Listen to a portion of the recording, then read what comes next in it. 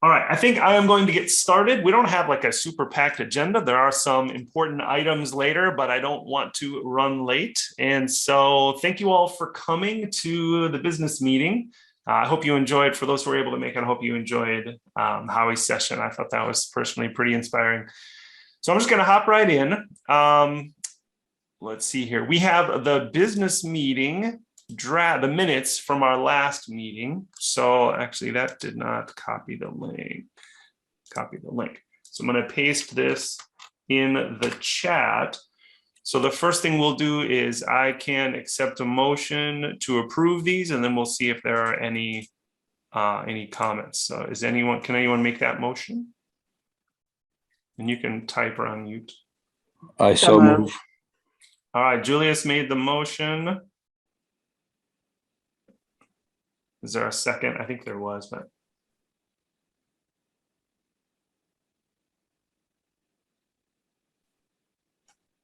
Can I officially get a second? Second, Kara in the chat. Okay, thank you. I put the link in the chat for the minutes. Did anyone see anything in there that you think needs to be corrected? This doesn't have to do with the minutes, but because we're doing this via Zoom, if folks make a motion, can you also state your name after you make your motion so that I can capture that? Thank you. So that one was Julius, not us, made that motion, and then Kira Ryder seconded it.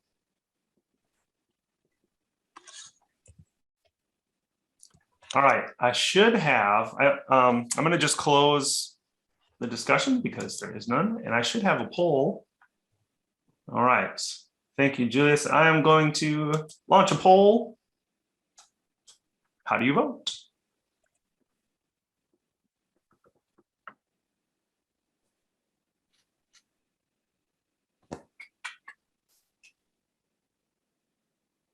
And if you weren't here, you are free to abstain. We're gonna go quick here, 5 more seconds. It's not a super important poll. All right, I'm gonna end the poll there. Sharing the results, and the motion passed. Not unanimously, maybe a misclick. I don't know. Maybe somebody feels really emotional about the minutes. It's okay. All right. So I think it will let me do that again later for other votes. Okay. So moving on. Treasurer, let me just mention before I yield the floor. Natalie is stepping down. Thank you so much for all of your service, Natalie. She's been fantastic. And Amy Madden volunteered to serve. There was no election, but our bylaws. Anyway, Amy Madden volunteered and was approved by the board at our spring meeting. So Amy is going to serve in this role, at least in the near term. So thank you, Amy, for agreeing. So Natalie, I don't know if you want to unmute. I can open up. We'll start with the report from last year. Do you have any comments? Thank you. Yeah. Yeah, there hasn't been a lot of movement with our funds over the past 2 years for obvious reasons. But you know, our memberships, individual dues, obviously were down because we've been giving out memberships for free. And the reason we decided to do that was because we didn't have large costs associated with the conference. So, and obviously the conferences have been free these past years. So those are down, but still people are still contributing, which is wonderful. And let me see, if you go down, Dan, we had a few, we did have a large chunk of money for the website fees because we renewed our web hosting. So that was a few $100s, but that gets us like 3 years, I think, for that payment. Otherwise, our website fees are usually like around $100 a year now. So, right, and we balanced. So that is it on the general account. And of course, we've got the scholarship account as well. Right. So we had a large donation to the scholarship fund this year, which was great. And other than that, not a lot of other movement in that account, and we are all balanced. Does anyone have any questions on the report from 21-22? I can, well, I'll wait for Diane for the raffle, for the raffle amount. All right, so no vote on that. That's just a report. And so now we have the proposal for next year's budget. I can, if anyone is interested, I can put this, I don't know if my screen sharing is easier to read or if you'd rather open it up yourself. Okay. Go Okay, ahead. so the budget for, so this has been looked over by the board and so recommended for to be put to a vote for the membership. And generally we don't have a lot of changes for the budget. We keep every year we keep hoping that we're going to have that the next conference will be in person. So we're going to keep the conference amounts on the budget for next year that was like the pre-pandemic levels. So hopefully we'll have that to spend. Otherwise, I think that we've only made 2 changes from previous years. One of them was, was the Math Connection, the newsletter. There used to be a larger cost associated with mailing the newsletter out to everybody, but almost everyone gets it electronically now. So those costs have come way down. So that's reflected in the budget. And the other change, oh man. Does anyone, what was the other change we made? That's the only one I remember. Well, then there was only that one change. Right. I think so. Yeah, that was. You were thinking about the board. We were thinking about the board workshop, but then we decided not to. Yeah, sorry. So that's the only change for the upcoming year. Does anyone have any questions or comments, recommendations about the budget? Let's do this. Let's take a motion to approve the budget first, and then we can have some discussion. That's my prompt for someone to move to approve the budget. I so move. That is Jim Trefsker, move to approve the budget. Thank you, Jim. And I think Donna is first. Donna won the race. Donna Carlson seconded. So any questions for Natalie or the board or comments regarding next year's budget?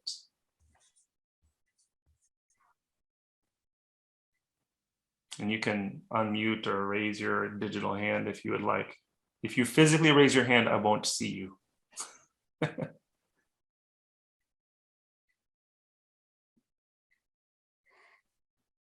Okay, I'm just seeing silence. So let's see if I can relaunch the poll. I think I can relaunch. Will clear existing polling results? Yes, continue.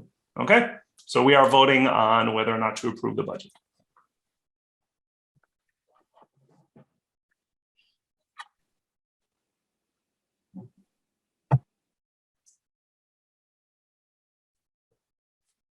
We need like the Jeopardy waiting music here. Something more. Let's go 5 more seconds, just because I know we have a busy agenda and almost everybody's voted already. Yeah, right. I do, Abby. You're right.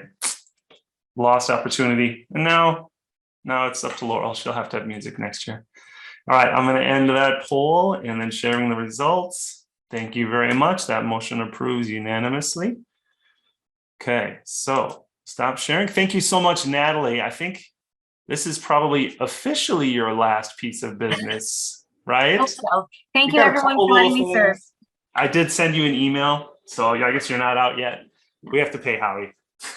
But Amy's going to be transitioning in as we progress, and I think at the spring meeting that Laurel holds, that'll be Amy will be taking over at that point. So thank you so much, Natalie, for all your years of service. We really appreciate it.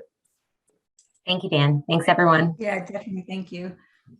Okay, so I don't know, Angie, if you want to say anything about the scholarships here, add anything additional. Is Angie here? I don't even know. I didn't check. I don't think Angie's here. Nope. So Angie just said, unfortunately, we didn't get any nominations this year for the student scholarships. So we really need to do a better job of really keeping an eye out for those math majors, and really trying to make sure that because they're not going to find it on their own. They're just not. So really, please do your best to look for students who are majoring in math, or math education. Who's a scholarship person? Can you remind me? I can bring it up. I can't remember. See, Natalie, even mom is thanking you.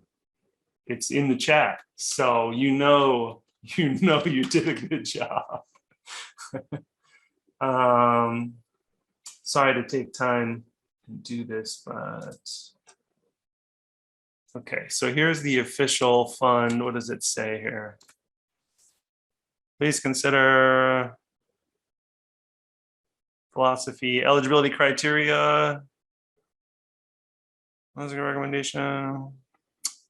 Okay, here we go. So math ed or math. So if you know a major, if you know a student who's majoring in math education or math, keep an eye out on them and nominate them for that scholarship for next year. We have money in that fund, and the whole purpose of all this money is so we can give it away. There's way too much money in here. We need to find students so we can give it to them. So, okay. Next, we have the awards committee, and Deanna could not be here. So I am doing this particular role today as well. So I have some blurbs over on my other screen. And unfortunately, I don't have a physical award, but there is a physical award that is made that will be delivered to this individual. So for distinguished, do teaching excellence is first, not order. Teaching excellence. Linda, good question. I don't know. You will have to ask the scholarship people. Middle school education with math emphasis. I don't know. It says math education or math. That's what it says. So teaching excellence. Okay, so the award winner just completed her 31st year of teaching and was an IMACC member for many of those years. She's worked effectively with students in all levels of mathematics. Her fun teaching style engages all students. She's often seen delivering one-on-one feedback in classes while students work UDOs. And if you visit her class on the right day, you might find her singing and acting out the graphs of various functions. Everyone loves conic sections in calculus with lifesavers and Pringles as visual aids. Over the years, she has developed and taught math anxiety workshops. She worked closely with the tutoring center at her institution to develop an embedded tutor program that's run for the past 10 or so years. She's been an inspiration to her colleagues. She has enormous compassion for students, and in turn, she has shown a lot of respect by her students. So much so that in 2009, she won the Board of Trustees Award of Excellence. She is not happy with the status quo and works diligently to improve her teaching skills. As a regular at the annual IMACC conference, she comes back from the conference renewed and excited to try new teaching techniques and tools. The nomination letter, I just read like a quarter of it. There's a lot more to say in it, but without further ado, please join me in congratulating Lori Heckrell for the Teaching Excellence Award. Congratulations, Lori. Thank you so much. I'm choked up right now. Thank you, Kira Ryder. I love you. The secret is out. Whew. So unfortunately, we don't have the actual award. We can like pretend. I don't know where you are on the squares, but there is an award that will be delivered to you. Congratulations, Lori. Thank you so much. Thanks, everyone. I love IMACC. You got it. We'll save the chat for you, okay? You got to look in the chat. All right. Next one is for distinguished service. This individual has been an active member of IMACC for well over 20 years. She served in 2 different eras as connection editor, was a long-serving member of the scholarship committee, and chaired the membership committee for several years as well. She served as president and coordinated a conference that, had it been held, surely would have ranked as one of the all-time best. So please join me in congratulating Diane Koenig, this year's winner of the Distinguished Service Award.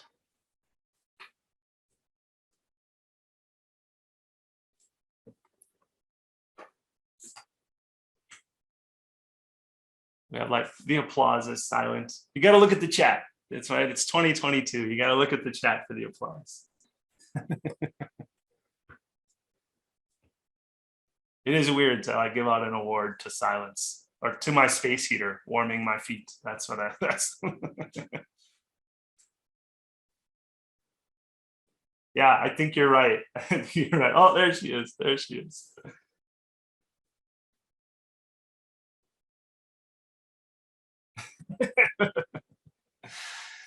Oh, I didn't even think about this, whether we were supposed to do, are we supposed to do acceptance speeches? Should we give Lori the floor to say a little? No, Lori says no. Diane, did you want to say a few words?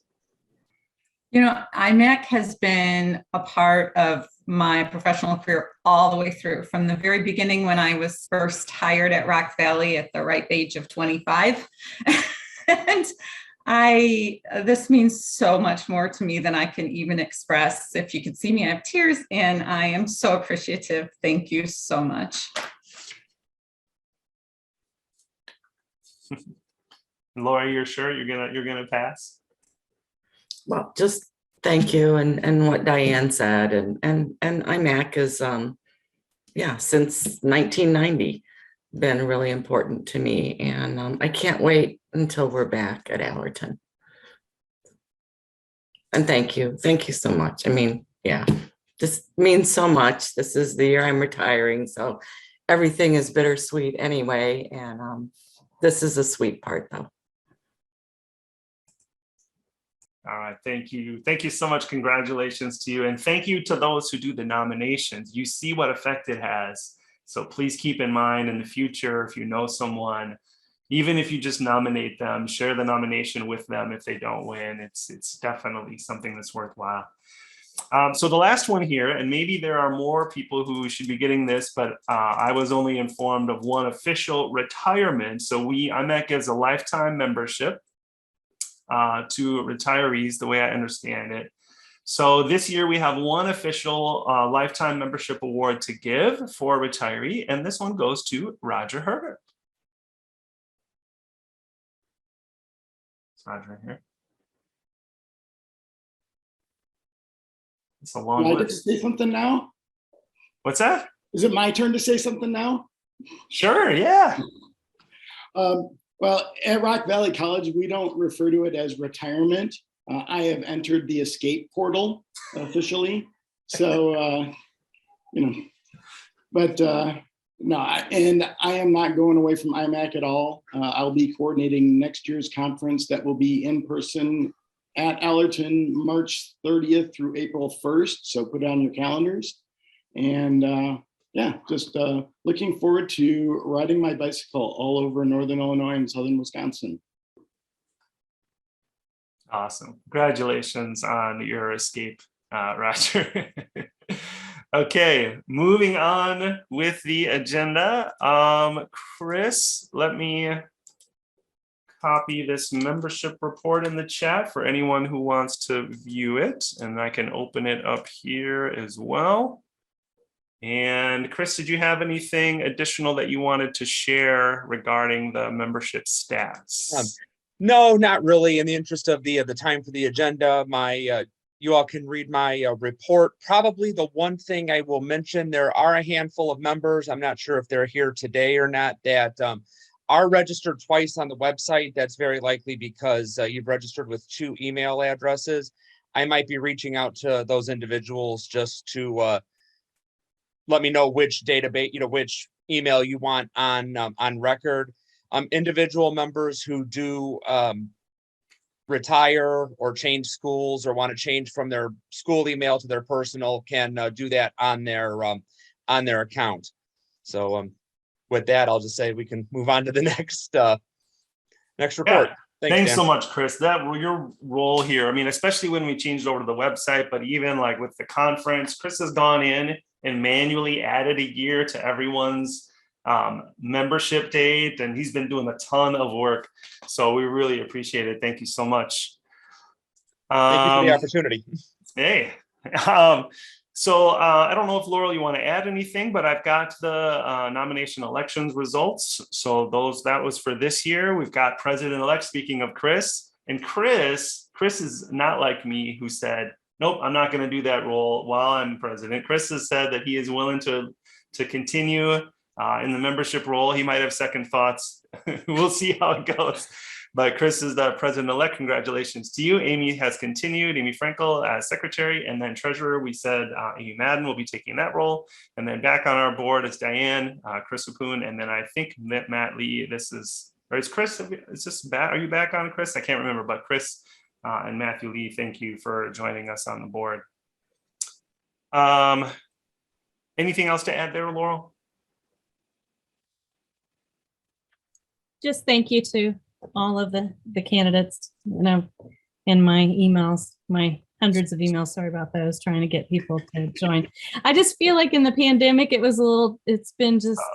it's tough. And I really appreciate those that have stepped forward and said that they would agree, especially Amy Frankel too, when she was like, hey, is anybody going to be a secretary? And I said, no, we would love to have you. So I appreciate all of you. Thanks.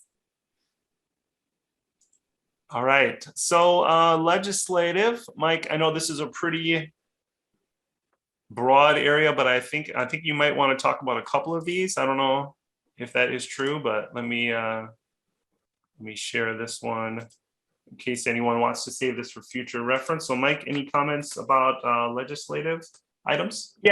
Yeah, I'll just mention a couple things. Of course, we're all familiar with DARA. We talked about that at last year's conference because, well, we didn't call it DARA back then, but that, of course, quickly went through legislation in January of 21. The DARA reports are due May 1st. We probably are all aware of that. And again, we're going to be talking about that at our roundtable session in about 35 or 40 minutes from now. I will be showing the actual survey sheet that ICCB sent out about what you actually have to fill out by May 1st and a couple other things too. But it is a roundtable, and we hope people can talk about what they've actually been doing. So that's DARA. I think we're all pretty familiar with that. A couple other things here, but if you were at the ICCB session last week, I think Marcus talked about some of these. House Bill 5506. So these two are actually still in legislation. They have not actually been voted on yet and signed by the governor. But House Bill 5506 will probably go through. It allows, and I have a feeling high schools are doing this already, actually, but it allows high school students to take a dual credit class for high school credit if they don't meet the college's entrance requirements. So they can mix students for those who actually get college credit, and those who don't meet the college entrance requirement, they can actually take it for high school credit. That looks like that may become law, but right now it has passed a third House reading, and it's now in the Education Committee. Another one that when we talked about this at the board, it looks like this one might be dead. But this one was that requiring that all colleges provide all digital, non-digital coursework free of charge to all students who are residents of Illinois and so forth. And you can read that. The thought is in the board that because this is now in Senate assignments, this bill is most likely dead, but don't hold me on that. Okay. Right now, that's pretty much the really important ones. House Bill 4361 and Senate Bill 3674. You can look those up at ilga.gov. I don't think they are specific to IMACC, but they are interesting as specific to community colleges as a whole. Our team has not met really since before the pandemic began. It's kind of been sort of a fly off the tail kind of thing. When something comes up, we kind of go then. But I do plan on getting the team in favor, in the team kind of get together and either remotely or in person, but probably remotely, One of the things we're thinking about is maybe trying to talk to someone in Springfield to try to get this a little bit more formal. We can't afford a lobbyist, but maybe we can talk to, say, IFT or something that they might be able to give us suggestions on how we can be more in touch with what's going on in Springfield than just doing some crazy searches on lga.gov or just hearing it through the grapevine, which is really mostly how it's done. If you are interested in joining this group, which would be great, I will put my email address in the chat. Let me know. That is what I have. Thank you. There are a couple of questions. I don't know if we have. Oh, I did not see that. Yeah, so you can see Linda's question there. Just kind of a point of comment for 5506 that, you know, there are some concerns. So if you want to, you can go to that ilga.gov and search that up. And I think if it hasn't been voted, oh, the witness slip is probably, that window is probably passed, right? For witness slips. Since that's gone through third reading, but it probably still has to go to the Senate at some point in time. But that is one thing we will definitely keep an eye on. And when it does get available for witness slips, we'll definitely put that out to the membership on that. Yep. And then obviously Abby's, I remember we had discussed one bill that extended the dual. We did. Yes, I did forget to mention that. So yeah, the credential requirement for dual credit has been extended to 2026 or 2024 or 2026. I couldn't remember, but Marcus brought that up last week, and he's hoping that that is the last, and he thinks that it will be the last extension on the dual credit credential requirement. I think that might be in the 5506. Well, it is part of the Dual Credit Quality Act. Oh, okay. But I don't know, but 5506 I think is something different. Well, it has planned by 2025, complete by 2028. Yeah, I think you're right, Chris. It was either 2020. Yeah, I think you're right. That makes sense. Yeah. And Marcus is hoping it ends there, and I think we all are too, as well. Right.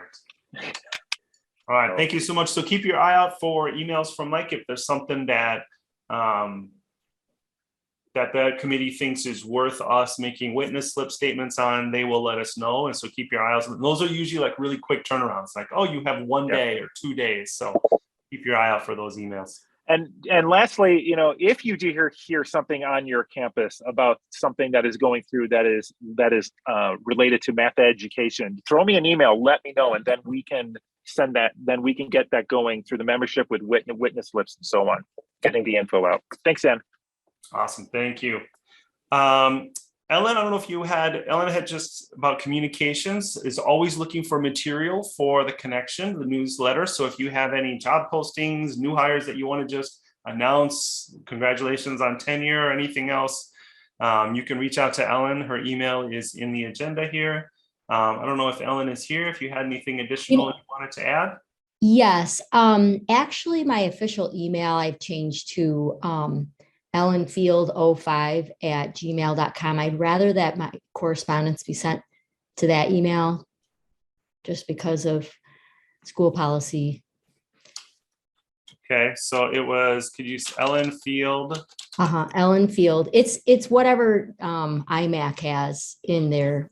I believe it's Ellen, ELLENFIELD05@gmail.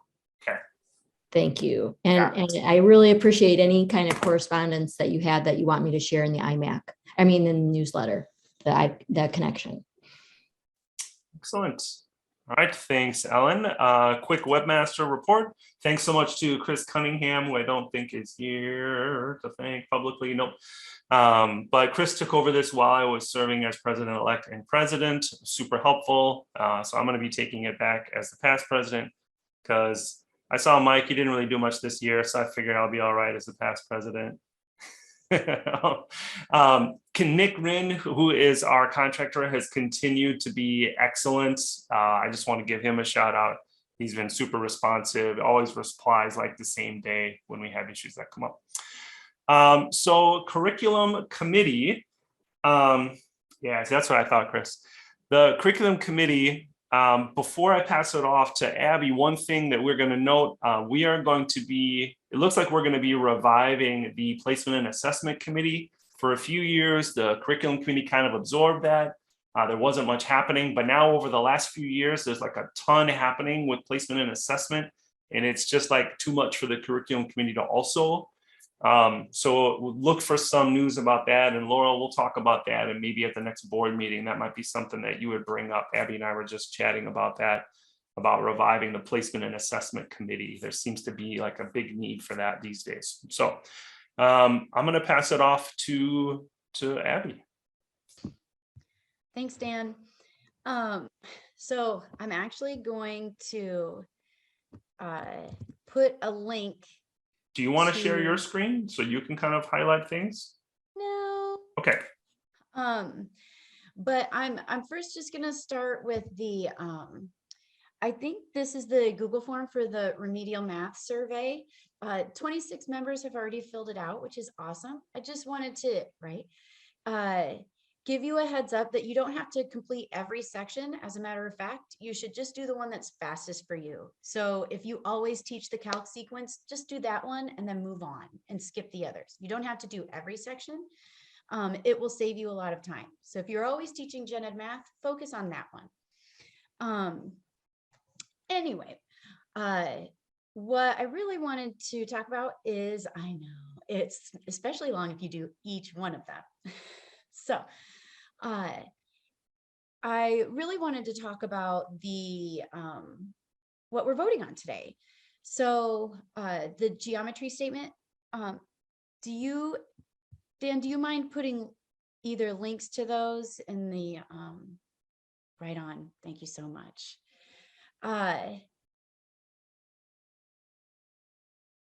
So this geometry statement is just to allow more flexibility in terms of, here it comes, in terms of where the geometry requirement falls in the LED sequence. We have teacher prep 1, teacher prep 2, well, technically math for elementary teaching 1 and math for elementary teaching 2. And this just allows an institution to put that geometry requirement at any stage of the game. Right. So I think that doesn't it go like a motion and then Correct. We do a motion and second, and then we'll have some discussion. Correct. Okay. So we need a motion to approve this statement. Do we have So moved. All right, Donna Carlson is the first to make a motion. To answer Laura's question. Hold on. Oh, no discussion. Chris Riola, I'll make the second. And then you were too slow. Catherine Mouchon was ahead of you in the chat. Okay, so now, Abby, why don't you answer Laura's question about what was the previous statement? There was no previous statement. There was only a geometry statement regarding gen ed math pathway. So this is a brand new statement for clarification. Any additional comments or questions or discussion regarding this statement?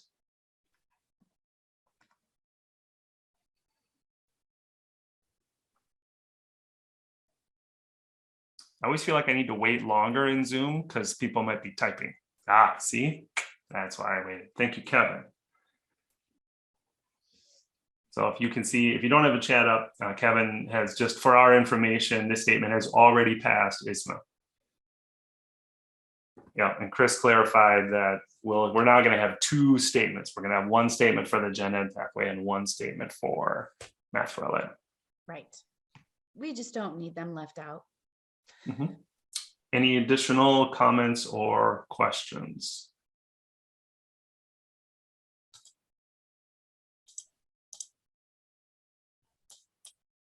All right, question has been called. So we're going to clear the results from our poll and launch it again. So we are voting on whether or not we are in favor of the motion to approve this statement.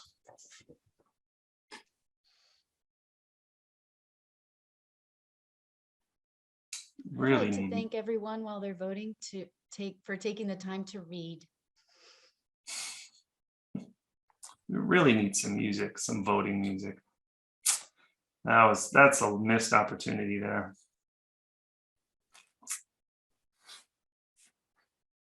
All right, 5 more seconds.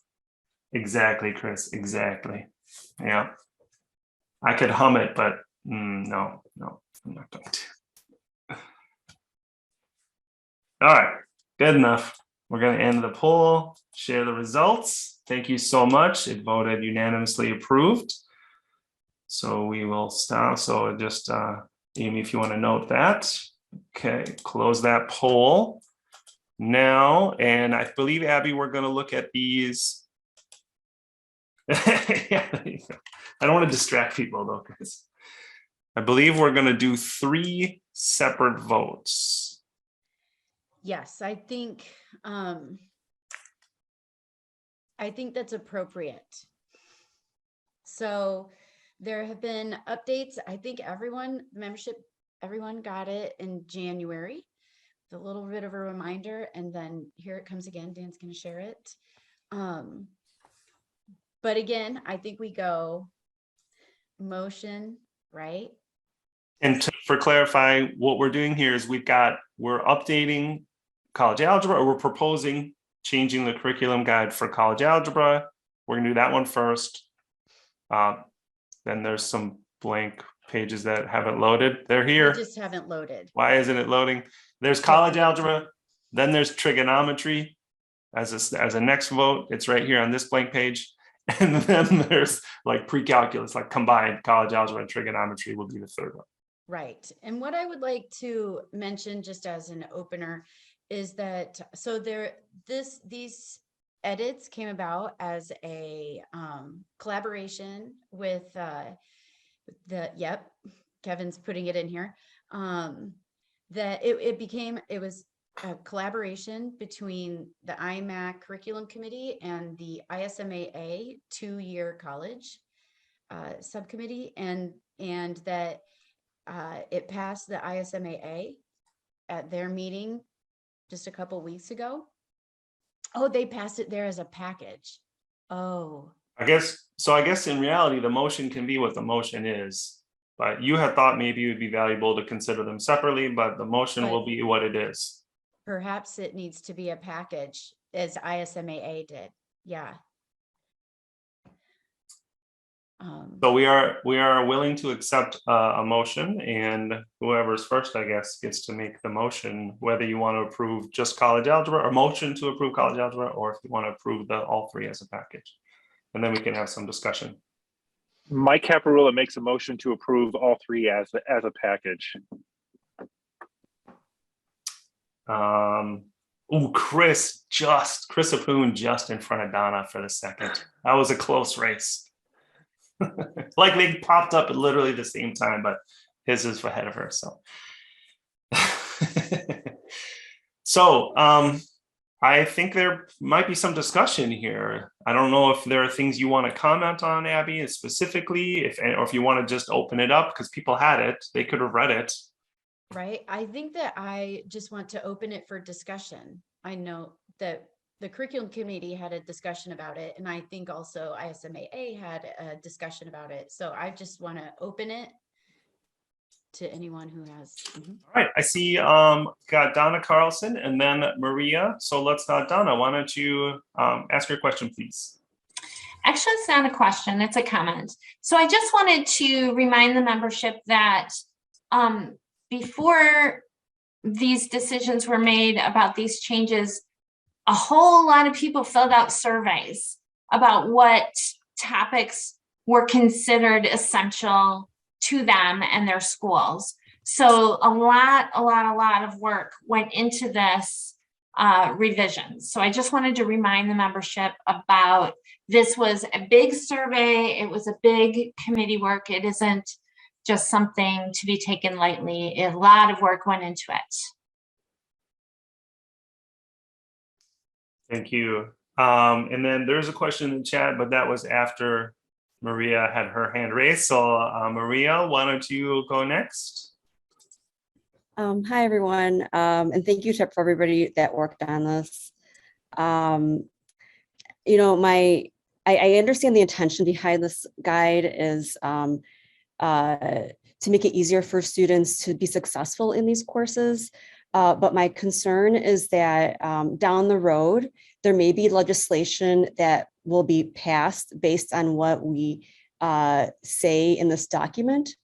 And so what was striking to me was that some topics were considered optional that I personally thought should be, they were very a little bit more important than others, and I thought I would have preferred that they would be specified topics, not optional topics.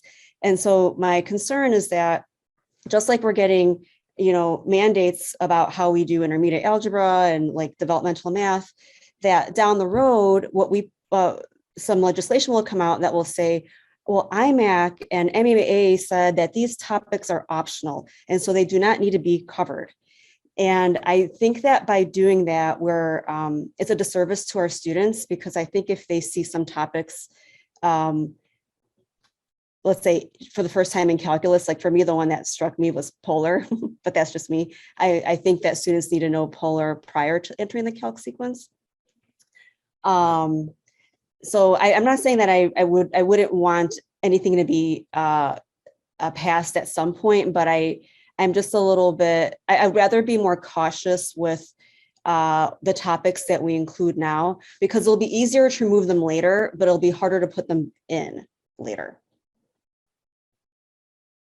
So those are my thoughts on this. Chris, were you wanting to Yeah. respond to that?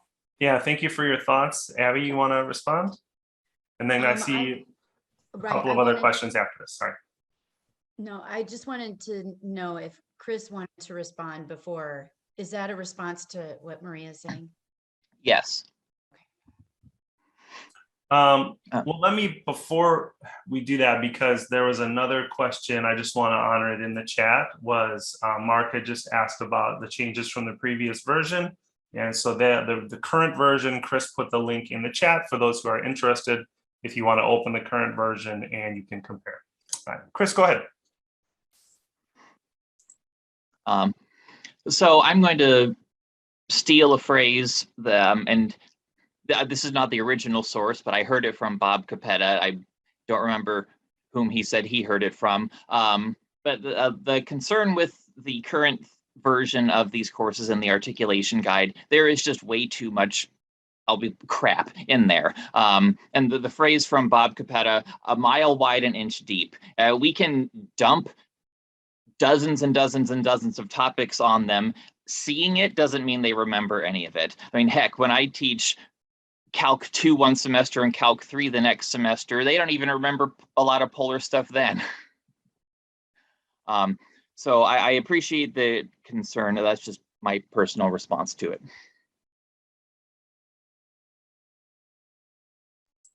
Okay, I'm not seeing any other hand raised. I did see Linda made a comment in the chat that I'll just repeat. She appreciated what Maria says, but further topics is not the same as optional. It could be left off of the course if the course is only 2 or 3 hours, but studied if the course is 4 to 5 hours. I do think Maria some of them specifically say optional. I don't know if that's what you were referring to. Oh, I see the further topics. Got it. Yeah, to me, further means optional, like you could cover them or you don't have to cover them. So I interpret further as optional, but correct me if I'm wrong on that. Can we clarify, Abby? Can you clarify the purpose of further? Then I see Mike has his hand raised. The further is explained at the top. So if you scroll up there, boom. So because of the window, like Linda is suggesting, the variability rests at each institution, right, in their curricular sequence. And so at most 2 of the further topics may be included. That actually comes from previous things. I see that Kevin's hand is raised and Mike's is raised too. So I would like to hear what they have to say too. Okay, Mike was first. Mike, go ahead. Sure. I just want to clarify, when Maria was talking about possible legislation, this could have confused some people. I have been a member for IAI for 9 years. I just got off the panel this spring, and I would not be surprised, though I have no proof of this, that ICCB and IHBE might pressure IAI to make college algebra a general education math course. We are one of the very, very few states in the nation where college algebra is not general education math. There is nothing right now that says this is going to happen. Nothing. that right now. But I would not be surprised, and I think many of you would not be surprised if that pressure comes later on. My hope is that when IEI develops that course description, if this day ever happens, I'm being very hypothetical, that they would use our articulation to help them start to guide what a gen ed course might actually look like, which would be very different, I think, than what we have now. But as Joe Deathrow, who is the current co-chair of the IE panel, just gave a little sad emoji, I would not be surprised if that happens. But that's what she means about possible legislation. But there is nothing right now that's saying that's going to happen. Nothing right now. That's all I wanted to say. All right, Kevin, you are up next. So just wanted to follow up on Chris's comment that one of the intentional designs here was deeper rather than more topics, which is why we generally limited the number of further topics that was allowed. And I will say the one comment about polar really comes from our four-year colleagues that really were in a deep discussion about whether trig really should be vector-based or should have all that polar coordinate, and they weren't in agreement, which is how that wound up kind of in the further topics, so that they could make decisions based on which audience they were serving.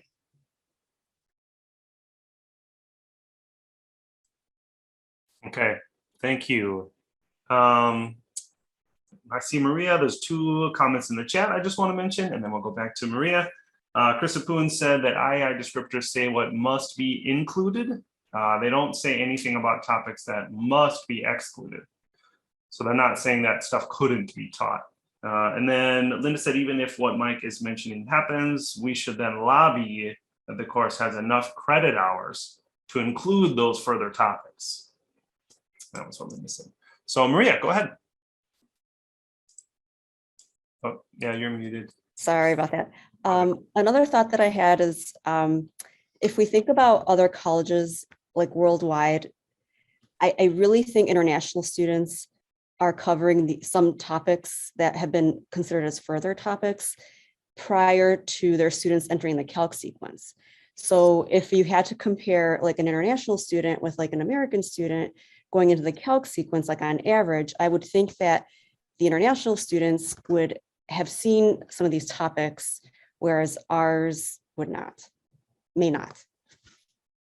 So when it comes time to compete for a job, maybe some American students, there's an argument that I'm proposing that they may not be as prepared entering the calc sequence and in their engineering classes as other students, as their peers worldwide. Okay, thank you. Are there any additional comments or questions or discussion points?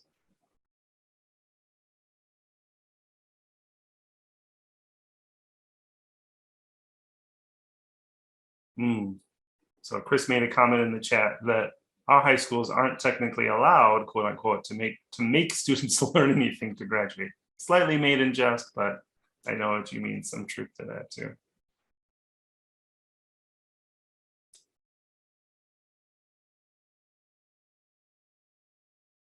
And then Jennifer made a comment about the number of hours. So basically, kind of echoing what Linda had said, like, should there be some agreement that college algebra should be a gen ed, then maybe we need to agree on some fixed number of hours there.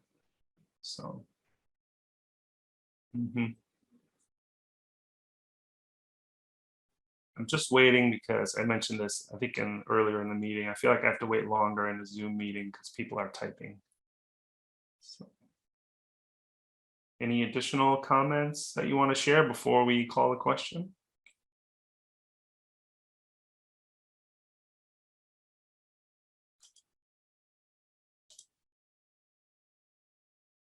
Okay, not seeing anything. I don't mean to cut anybody off if you're typing. The motion on the floor is to approve all three as a package. That is the motion on the floor, and I don't see any additional discussion. So thank you for everyone who participated in the discussion. I'm going to relaunch the poll. Again, the motion is to approve all 3 of these courses to be included in our curriculum guide.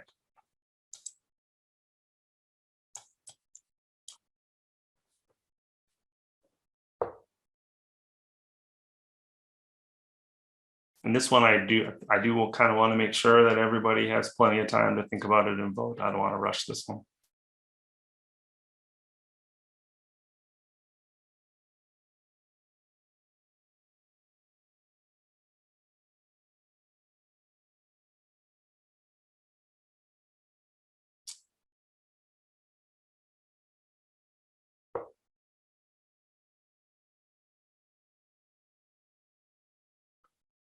Do you miss the hand counting in the library? Can I just pretend to count hands? Would that help? I can just, because does everybody remember doing that in the library at Allington? A few more seconds here. A couple people are still, votes are trickling in.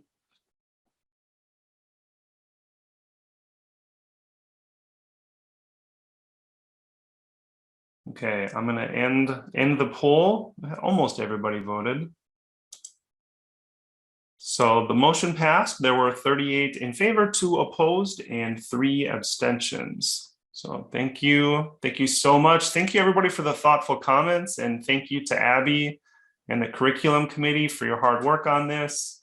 I know that you've spent a lot of time on this, and I appreciate everybody's contributions and the thoughts that you shared today as well. Oh, that was, Chris, I thought about that and I did not have time. I thought about it. Okay, well, we are almost to the end of our meeting, which is good because boy, we got a quick one here. Just one quick thing before I pass it off to the most important part.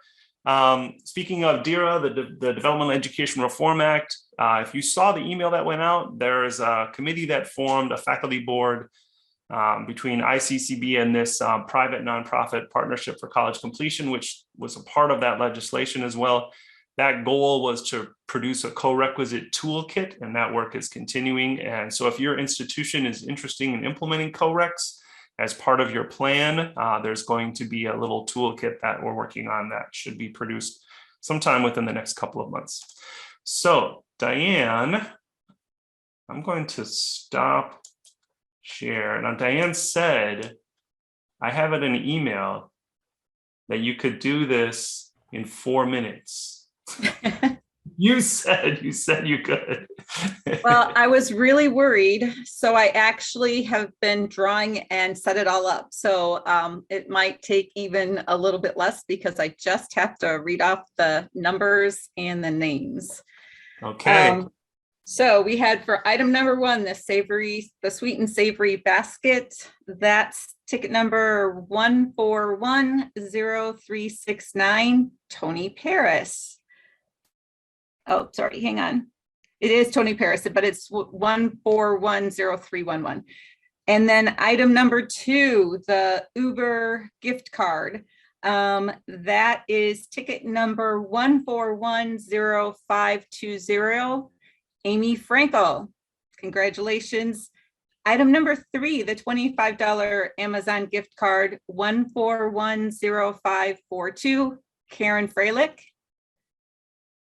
Item number 4, the $25 Amazon gift card is 1410454, Donna Carlson. Item number 5, the $50 Amazon gift card is 1410369, Tony Paris. So a lucky day for Tony. And then item 6, the $50 DoorDash card is 1410700, Michael Caprula. Item 7, the $100 Grubhub, 1410427, Laurel Cutright. Item 8, the Don't Be Mean magnets, 1410617, Roberta Christie. Item 9, the math pun magnets, 763-20238, Laurel Hoschel. Item 10, May the Force Be With You mug, 1410530, Deanna Welsh. Item 11, Hergert Numbers T-shirts, 63320-365, Amy Madden. And then item 12, the Put the Fun in Functions T-shirt is 1410674, Abby Bailey. And thank you, everyone. We earned, you guys donated $606 to the scholarship fund. Dan, thank you for your amazing work you did in getting all of these gifts together from the publishers, and also thank you all the publishers for agreeing to it. But that was an amazing set of gifts that they gave for everything. And I was hoping to do this so that you have it. And hopefully we can do this in person next year and Tony can be back on the raffle, but always willing to help. Thank you. Thank you. Thank you so much, Diane. That was great. Yeah, it's amazing what you get when you just look up all your publisher reps and just say, hey, will you donate some stuff? And so they really came through. And so, yeah, definitely a big thanks to them. I think that is it for what we had planned for today. Oh yeah, Abby. Yeah, good one. I have a virtual gavel, which apparently is in the mail to me, just so I can like put some more stamps on it and change the address and send it on to Laurel. I never even got it, but apparently it's in the mail. So thank you. Thank you for everyone for your help this year, for getting this conference up and running. And we've got several great sessions coming up in 1 minute. If you want to get a drink of water or run to the bathroom, now is the time. And I don't know. That's it. Thanks, everybody. Wait. Oh, we need a motion. Yes. We need a motion to adjourn. I move to adjourn the meeting. Kira Ryder. Kira. All right. Was that Carrier? Yeah. Diane seconded. All right. Thanks, everybody. We do not need to vote on that.